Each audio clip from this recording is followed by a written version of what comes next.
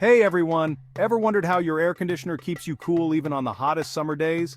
Let's dive into the science behind air conditioning and uncover how this everyday appliance pulls off its cool trick. First up, the basics.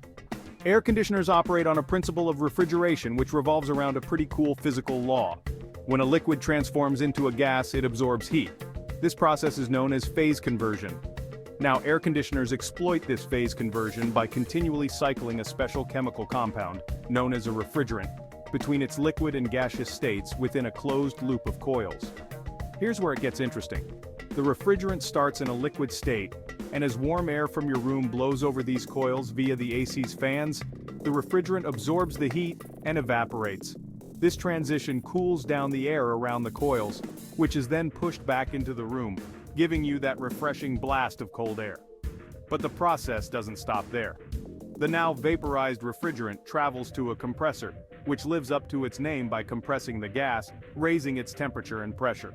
From there, it moves to the condenser where it releases the absorbed heat and returns to a liquid form, ready to cycle through again and keep the cool air coming.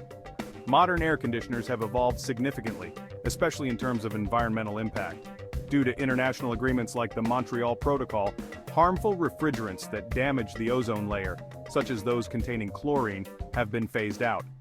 Today's air conditioners use more environmentally friendly coolants, minimizing their ecological footprint while maximizing efficiency.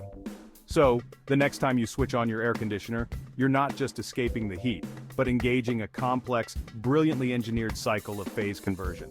And that's the cool science behind staying cool. Stay tuned for more tech insights, and remember to keep it breezy.